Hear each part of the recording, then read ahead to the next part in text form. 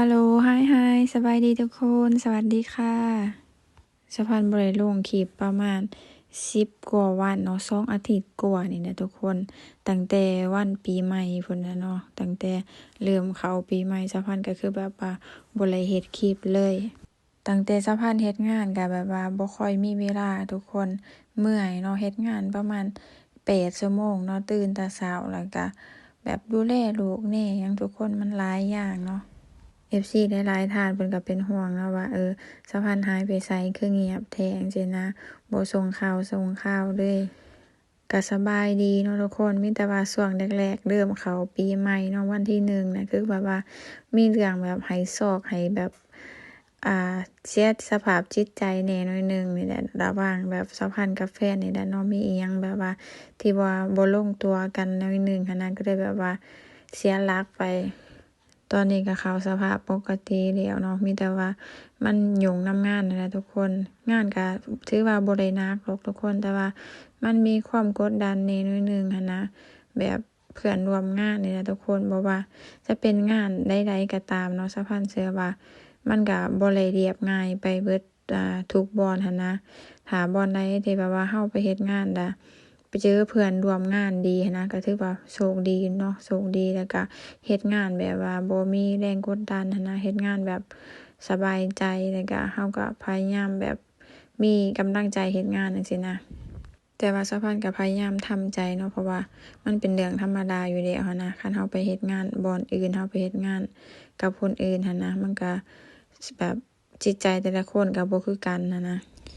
สะพานก็เอาคลิปเก่ามาให้เบิ่งเนาะตั้งแต่วันที่1วันปีใหม่เพิ่นเนาะที่ว่าแฟนสะพานมาเนาะเพิ่นมาแล้วก็มาเช่าห้องอยู่มาเช่าอพาร์ตเมนต์อยู่ให้ลูกสาวเพิ่นอยู่เนาะแล้วก็พี่สาวเพิ่นก็มานำเนาะแล้วก็พากันไปฉลองปีใหม่นะของขวัญปีใหม่ของสะพานก็เป็นน้ำหอมเนาะแฟนซื้อน้ำหอมให้ก็คือว่าสะพานน่ะไปซื้อเครื่องสำอางหยังนี่แหละแล้วเขามีแถมน้ำหอมมาให้ดวดน้อยๆนะแบบให้เราทดลองจังซี่นะแล้วสะพานก็เลยแบบมันหอมดีจังซี่นะก็เลยมักก็เลยแบบว่า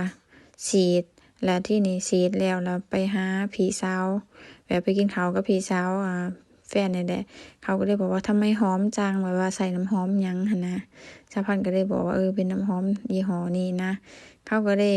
อยากไล่จังซี่นะแล้วที่นี่สะพานก็เลยบอกแฟนว่ามันหอมเธอมักบ่จังซี่นะแฟนก็บอกว่ามักจังซั่นนะเขาชอบมากแต่บอกว่ามันแพงฉันบ่เคยซื้อน้ำหอมอยู่ฝรั่งเศสจักเทื่อจังซี่นะนั่นก็เลยแบบไปรวยมาซื้อมาให้เนาะเป็นของขวัญเพิ่นเช่าอพาร์ตเมนต์อยู่อาทิตย์หนึ่งเนาะแต่ว่าสะพานก็ยังเฮ็ดงานอยู่ทุกคนไปเฮ็ดงานปกติมีแต่ว่าตอนเย็นก็ไปกินข้าวอยู่อพาร์ตเมนต์ที่ว่าแฟนเช่านั่นเนาะนี่อยู่ห้างที่สะพานอยู่นี่ก็คือแบบว่าเขาจะมีของว่างให้กินตลอดทุกคนบางเทื่อก็มีแบบกาแฟแบบฟรีจังซี่นะปกติก็สิหยอดเงินแต่ว่าถ้าเป็นวันใดสำคัญนะเขาจะให้แบบพนักงานกินฟรีเนาะพวกขนมอิหยังหั่นน่ะเขาก็เอามาให้กินสะพานมักงานที่สะพานเฮ็ดตอนนี้เนาะมักแบบมันแบบว่าได้เฮ็ดสิ่งใหม่ๆเฮ็ดแบบลองสิ่งใหม่ๆหั้นนะแล้วก็ระบบจัดการของเขาก็ดีจังซี่นะแบบมีเวลาพักเบรก1 ชั่วโมงจังซี่นะแล้วก็เข้าออกตามเวลาถ้าเราโอเวอร์แบบเฮ็ดงานเกินเวลาเขาก็จ่ายให้จังซี่นะระบบเขาดีสะพานก็เลยแบบแฮปปีแต่ว่ามันก็สิมีปัญหาเรื่องแบบเพื่อนร่วมงานนี่แหละทุกคนแต่ว่าสะพานก็บ่มักที่ว่าจะปะทะกับไผหั้นนะแต่แบบว่าเฮ็ดงานของตัวเองแล้วก็เฮ็ดให้ดีหั้นนะเขาก็แบบว่าจั่งสิบ่มีแบบว่ามีเรื่องมาเว้าอิหยังให้เราจังซี่นะเฮ็ดหน้าที่ตัวเองข้อดีอีกอย่างหนึ่งก็คือว่าสะพานได้เว้าภาษาฝรั่งเศสเนาะแบบว่าเพื่อนร่วมงานแต่ละคนเขาก็เป็นคนต่างชาติจังซี่นะภาษาที่เว้ากันก็คือแบบเป็นภาษาฝรั่งเศสจังซี่นะก็ได้ฝึกไปในตัวแต่ว่ามันก็บ่ได้เว้าหลายทุกคนแบบว่าถามเล็กๆน้อยๆจังนะถามแบบเรื่องงานเล็กๆน้อยๆสั้นๆจังซี่นะแล้วสะพานก็เป็นคนแบบบ่มักเว้ายาวนะกลับมาปัญหาเรื่องเพื่อนร่วมงานนี่ล่ะเนาะสะพานก็คิดว่าแบบว่าคนเรามันเจอกันมื้อหนึ่งมันก็ไปจากกันหั้นนะมันบ่แบบว่ามาอยู่นำกันตลอดดอกเนาะมาอยู่แบบตลอดไปหั้นนะคือแบบเรามีปัญหาเราบ่มักคนนี้จังซี่นะ อีกบ่โดนเขาก็ไปจังซี่นะหรือว่าเขาก็ออกไปจังซี่นะมันแบบเข้ามาในชีวิตเราแล้วก็ผ่านไปสาวพันธุ์ก็เลยแบบว่าบ่ยึดติหั้นนะแบบแบบบ่มักแบบบ่พอใจแต่ว่าก็แบบพยายามที่แบบว่าเป็นแบบโปรเฟสชันนัลจังซี่นะบ่พยายามแบบบ่ปะทะอิหยังหั้นนะถ้าแบบมันเป็นเรื่องอิหยังที่แบบรุนแรงหั้นนะสาวพันธุ์ก็สิแบบบ่เว้าแบบบ่ปะทะแต่ว่าสิบอกหัวหน้างานเอาจังซี่นะเป็นแบบผู้จัดการจังซี่นะหลังจากที่แฟนสาวพันธุ์กลับไปแล้วเนาะสาวพันธุ์ก็มีนัดไปหาหมอเนาะที่แบบว่าสัมพันธ์มีปัญหาเรื่องรังไข่น่ะเนาะว่ามีซีสต์อยู่รังไข่ตอนนี้ก็ผ่านไป6 เดือนแล้วเนาะที่ว่าสาวพันธุ์กินยาคุมที่แบบว่าบ่ให้เป็นประจำเดือนนะแม่ทุกคนหยุดประจำเดือนแล้วก็ประจำเดือนก็ถือว่ามาแบบบ่ปกติแม่ทุกคนมันปรับตัวแล้วก็อีกอย่างหนึ่งสาวพันธุ์ก็มักลืมกินยาจังซี่นะประจำเดือนก็เลยแบบว่ามาๆหายๆจังซี่นะพอดีไปหาหมอมื้อนี้หมอก็ได้บอกว่าเขาก็ตรวจภายในเนี่ยเขาก็บอกว่าปากมดลูกยังเปิดอยู่เลยจังซี่นะปกติแล้วถ้ากินยาอันนี้ไปนะมันจะแบบปากมดลูกมันจะปิดไปเลยหั้นนะแต่ว่านี่มันแบบมันยังเหมือนคนที่แบบผู้หญิงธรรมดาทั่วไปจังซี่นะแต่ว่าก่อนฉีดที่ว่า20,000เป็นนี่ก็คือแบบน้อยลงเนาะจากที่ว่า5 เส้นหั้นนะก็คือแบบเหลือลงมา4 เส้นจังซี่นะมันก็ถือว่าไร้ผลเนาะการหยุดประจำเดือนหั้นนะขนาดว่า20,000กินยาแบบบ่ค่อยแบบว่าดื่มหั้นนะดื่มกินยาขนาดว่าดื่มกินยามันก็ยังแบบน้อยลงหั้นนะหมอก็เลยบอกว่าให้กินยาต่อไปจังซี่นะกินยาต่อจักปีหนึ่งแล้วก็กลับมาตรวจใหม่งานที่สะพานเฮ็ดน่ะมันจะหยุดทุกวันพุธเนาะแล้วก็วันอาทิตย์จังซี่นะวันพุธนั่นก็คือแบบสะพานขอเขานะเพราะว่าวันพุธลูกสะพานหยุดงานหยุดโรงเรียนจังซี่นะสะพานก็เลยอยากหยุดงานเพราะว่าปกติเขาก็ให้หยุด2 มื้ออยู่แล้วนะสะพานก็เลยขอเป็นวันพุธเนาะทุกนัดที่ว่าสะพานต้องมีนัดจังซี่นะสะพานสิเอามาไว้ในวันพุธเบิดหั้นนะแล้วก็สบาย วันอื่นเราก็เฮ็ดงานไปวันเสาร์อาทิตย์มันก็แบบคันเรามีนัดเราก็ไปบ่ได้หั้นเด้วันหยุดก็ไวเนาะแบบว่าเฮ็ดหั้นเฮ็ดนี่น้อยหนึ่งก็คือแบบว่า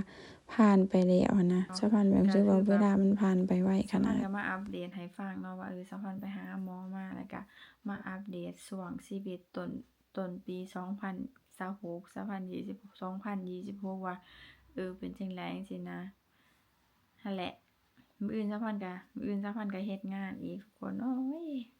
เรื่องงานก็สะพันมักงานนี้นะแต่ว่าเออ